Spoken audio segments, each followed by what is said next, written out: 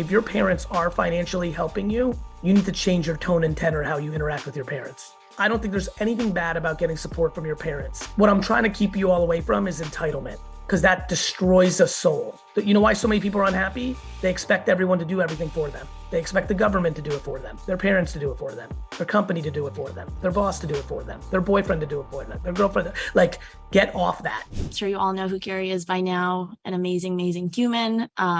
This is 30 minutes of really just an open Q&A. Really, nothing is off the table.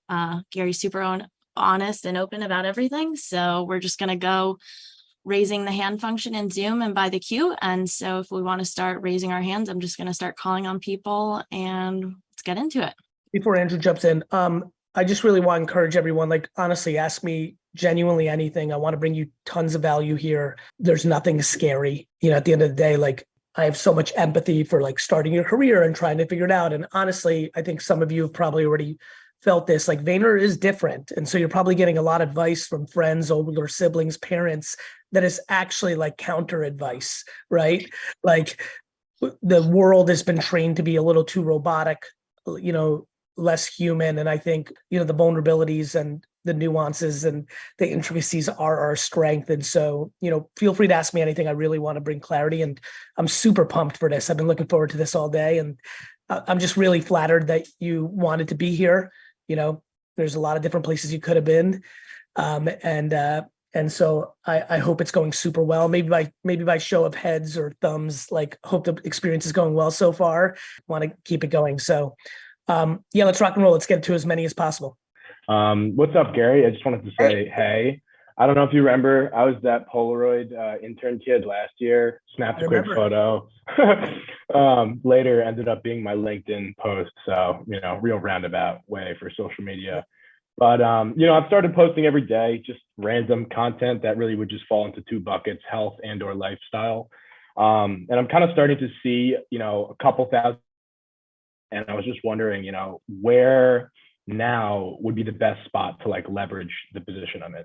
Did you say you're starting to see a couple, and then I got paused for a second. What did you say? You're starting to see what? Starting to get a couple thousand views. Was just curious where to leverage the spot I'm in. Got it. I think nowhere. What I mean by that is I think it's I think it might be a hair premature to leverage, meaning it depends on how you're defining leverage. I mean, are you talking about monetization? Are you talking about opportunity? Like, double click into leverage for me. I would say just more or less either narrowing an audience to become more niche, or deciding, you know what, we've started to get into a good routine. Maybe we should, you know, generally map out a plan to start monetizing it. Definitely not monetizing it. Okay. You know, I think way too early, right? Just a couple, like those, like, I think people rush into that too much. The longer you can hold your breath on monetization, the better. And as far as niching, I think the reverse. I think you need to try more genres because you don't know yet. More cohorts, more genres, not less. Gotcha. Thank awesome. You got it. Awesome. Let's go on to Mia. Hi, I'm one of the residents in the London office. And one of the things that we've been talking about over here is they mentioned like lattice roles. And particularly, I'm one of the media residents, and we have got media people that are like media creative, media strategy, media CP. Is there anything in particular that you think would be some great skills to focus on, more interdisciplinary? Anything that you think like the agency as a whole is sort of moving towards, trying to like blur the lines between disciplines? It's a big agenda for me to blur the lines, which is why in pockets like London and other places we're testing and learning and touching and trying. I want all of you to be as good at, like, think about the concept of this. Why wouldn't, if you have the interest and the capacity, why wouldn't you want to be good at everything? Right. And so we're playing with a lot of things, be it like we used to be more blurred, then we got very siloed to figure out the value of that. Now we're trying to get more blurred in certain areas. You know, performance, creative feels very real, that a media person could also do the creative. There's a lot of media people who don't realize how good their math skills are too, and vice versa. So strategy and creative by nature can blur. So we're contemplating. I think to answer your question directly, that brings value to everybody. I think this is a game of self-awareness. All of you need to get to a place that looks like the following. Stop trying to be something for somebody else.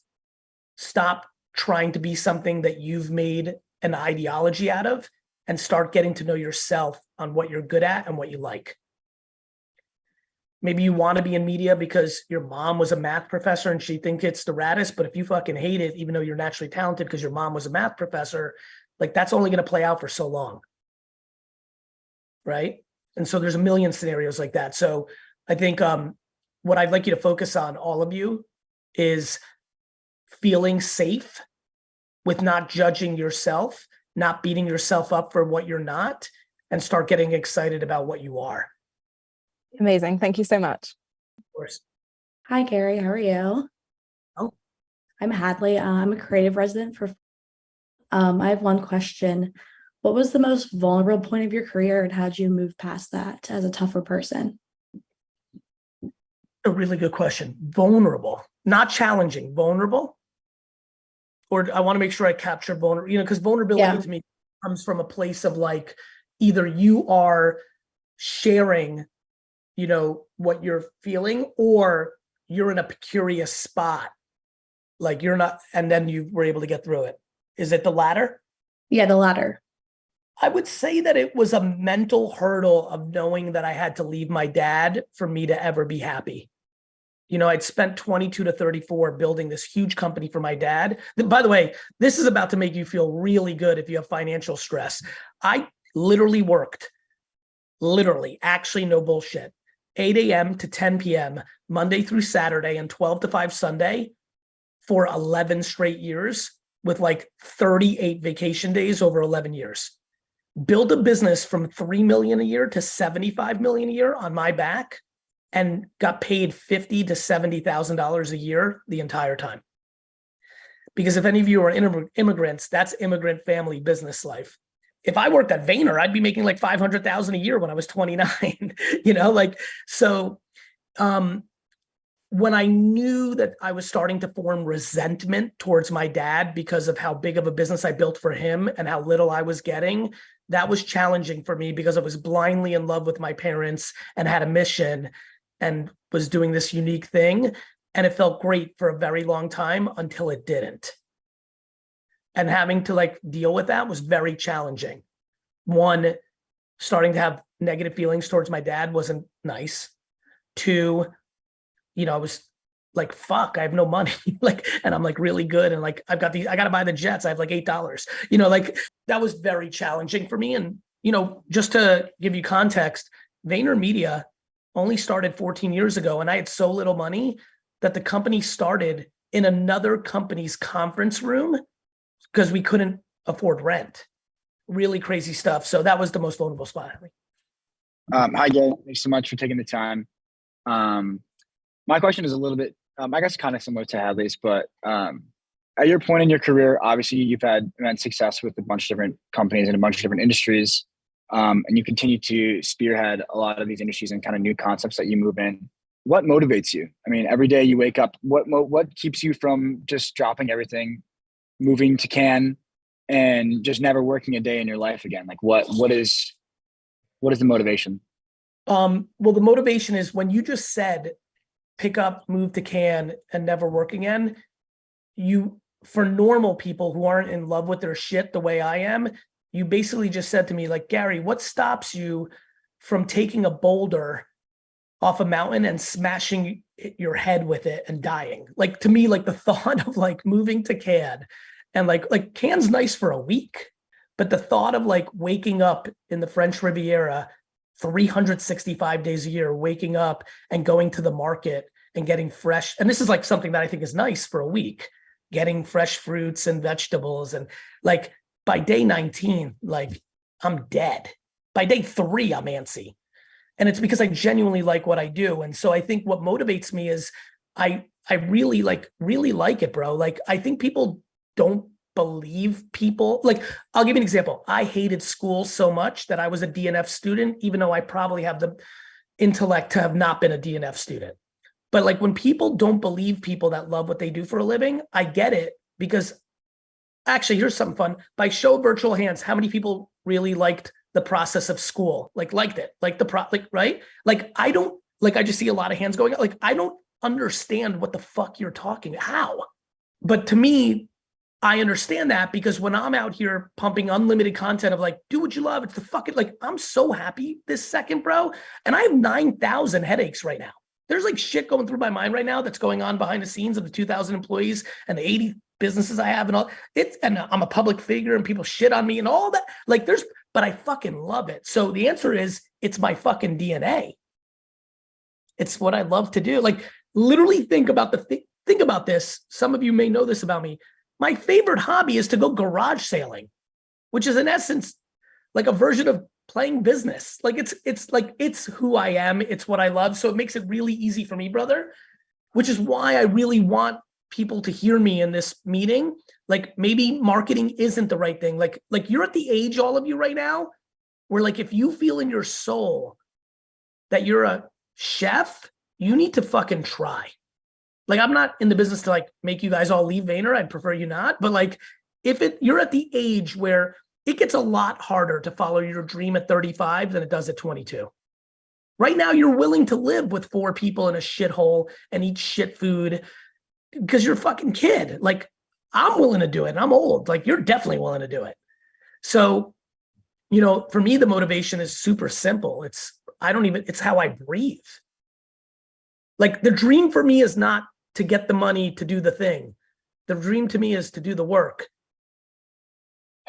Sorry, just a small follow-up. Has it always been like that? Or did one day you wake up and you realize that you loved it? It's always been like that for me, and I got very fortunate. And I know that's not the way it is for everyone, but I stumbled into what I liked. It was called lemonade stands and washing people's cars and shoveling snow and working my dad's liquor store at 14 and stocking shelves. Like I got there, which is why I always challenge all of you. Notice what I just did in the Slack. Like that's like a weird thing for a CEO to do. I'm like, hey, why did I do that? I did that because I'm hoping even one group of 5 people decide to get on a Zoom that don't know each other, which leads to them maybe getting a drink, that leads to them like starting an improv club together. Like I want people to explore. Like I'm just petrified that all of you have locked in and you haven't tasted every option, or more scary to me, that you're suppressing what's actually in your stomach to appease your parents or your logical self. So for me, it's always been there, brother, but I promise you the second like you open your mind to thinking your favorite hobby or your favorite thing can be a business or a viable way that you put a roof over your head, your life changes. And by the way, one of my favorite things about Vayner is you're learning such insane skills here that map to anything and everything if you decide to ever take that jump at 25, 29, 36, 41, 52. And let me give you some real fucking wisdom. I'm 47, right? If all of you, I hope you remember this in 25 years. Do you know what the craziest shit about being 47 is? I straight up, sitting here with all of you right now, think we're friends. Like, I literally think like we're the same right now, right this second. I'm like, yo, let's go out after this. Like I think we're the same. When you feel that, when you get older, that will blow you away. Because when I was 22 and started working full time at my dad's liquor store, my cousin was 30. I thought he was a fucking 100 years old. Like I'm sitting here talking to you, being like, yo, we're the same. If a 47-year-old said to me that we were the same at 21, I would have laughed my fucking It's like I'm like 1,000 to you, but in my stomach, I feel like we need to go play video games and like fucking, I don't know, like what just hang, like that is the best part of life that nobody tells you. Like it doesn't change as much as you think. Thanks so much, Gary. Of course. All right, we'll keep moving along. When next up is Ethan. Oh, hello, Gary. Thank you. Sorry, this has been very humanizing. It was a very poignant point about your dad. It's just been something I think about, kind of having somebody who teaches you everything for 20 odd years, and then you enter a world I don't know anything about. It's something I've been grappling with. It was just nice to hear. Glad. My question, I've noticed around, there's a lot of comedy people coming in. There's a lot of comedians who work at Vayner. I have a comedy background for a couple of years now. Where do you see the value in people with that skill set in that world? There's obviously a huge intersect with. I've been very focused on this. I think improv comedy skill set is an advantage to the future of marketing. And I'm recruiting very heavily against it. You know, ironically, when I started doing public speaking, like I've gotten some crazy compliments from top A-list comedians about how I do public speaking. And when it started happening, I was like, wait a minute, this makes so much sense. I never did a public speech until I was like 33. And like, I just listened to Richard Pryor and Chris Rock. Like I listened to stand up in my car instead of music in high school. That's how much I liked it. And so, you know, I just think it's about ideas and being comfort, and especially stand-up comedians aren't scared to bomb. You can't get good at it until you get comfortable with bombing. And I think that's how I think about creative. Too many people are scared for the creative not to work. I'm only good because I'm not scared. And so, yeah, I'm very excited about us tapping into it, and we're going to do more and more. Look, full disclosure, we're going to start having some company meetings around like creators are getting too left field and just making shit for the sake of making it. Like it's got to have a little bit of a business lens, but I still want to keep tapping into heavy creativity. And I think that comedy DNA is real, and we're going to keep investing in it. Thank you very much. Of course. Hi, Gary. I'm Julia. I'm a PCS resident. I just want to say thank you so much. I appreciate you a lot. As you can say, I'm not American, I'm Brazilian. Seeing your videos was one of the reasons why I quit my job, resetted my career. My family said, you're crazy, you're too old for that. But I was like, I'm not, and I'm happier than ever. So first of all, thank you so much for it. And my question is more about the imposter syndrome. I know that's something real. You're like a figure, like a public figure. So how do you deal with that every day? Even like on work meetings, everything. I know it's a safe space, but at the same time, we all get it. So how do you deal with that? Well, first, I think we have to have a conversation of what imposter syndrome is. Imposter syndrome is the slang term for insecurity. Like, first, we got to do that. Like, we've made it a cute term that feels kind of like, all right. And I actually think that's a good thing. Like, I don't say that, like, I think insecurity is a power. I think everyone's hiding from it. I think you just need to look it in the face. Like, everyone in this call should be insecure in certain meetings. You're 4 seconds into the game. You're a human being, of course. What I would say is, if you realize that you are talk about a safe space, I expect very little from all of you, except to try, be good people, and try to learn. I don't need you to get crazy in the meeting and come up with the most profound consumer insight in the history of time.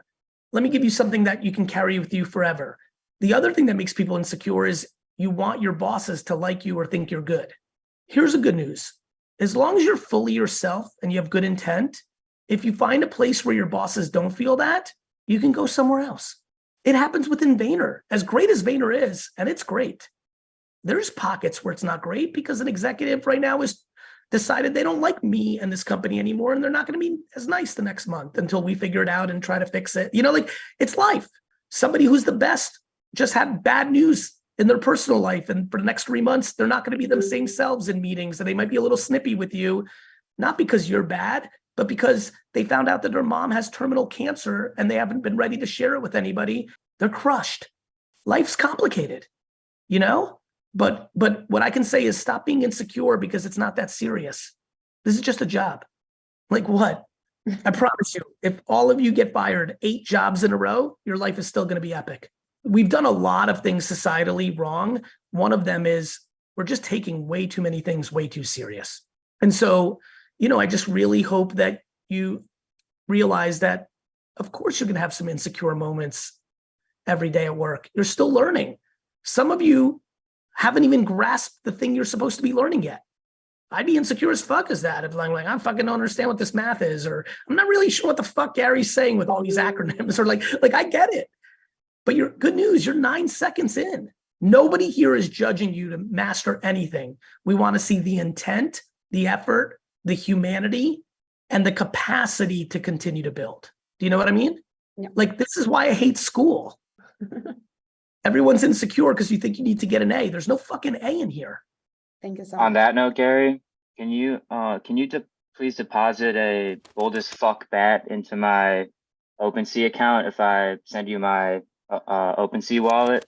Patrick, I have no idea why I'm saying yes to this, but the answer is yes. Let's fucking go. Dude, that's inappropriate. Like, I'm cheering like that, but dude.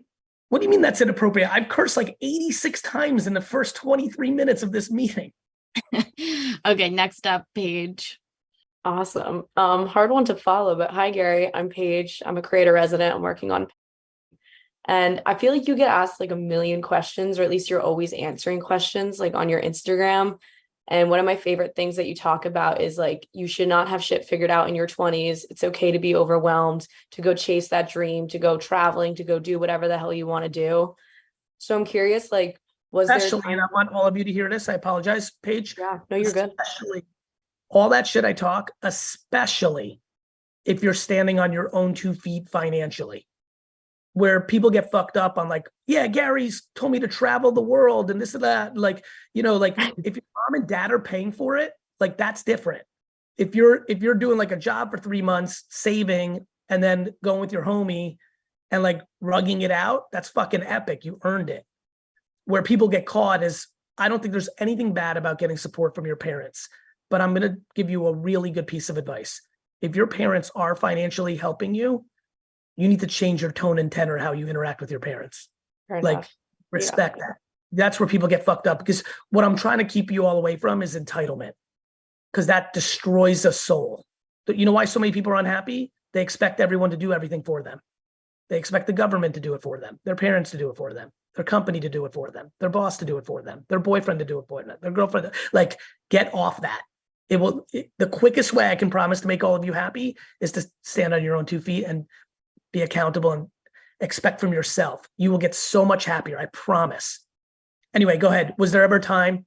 I was just gonna say, was there ever a time when you traveled or succeeded at something or failed at something and it like changed your mindset or your trajectory in some way that still sticks with you today?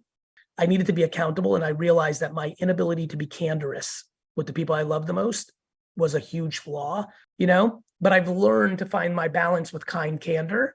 And I think it makes me a better CEO. It makes me a better dad, it makes me a better friend. Like, when I think about me, I don't really take any credit. I think it's all about my parents. It's their DNA. They parented me. When I think highly of myself, I don't think of it as like ego. I think of it as like co-signing how epic my parents are. And I've always thought highly of myself. I have, but it was kind of fun to discover a kryptonite, and candor was that for me. And so if that resonates for some of you, I get it. It's hard to like tell the truth to someone you love if you think you're going to hurt their feelings. But I promise you, the quicker you can get comfortable with disappointing someone you love in the micro, you'll get away from macro problems. So if anyone's got my DNA in here, start practicing, because I really wish someone told me at 22 to do the same.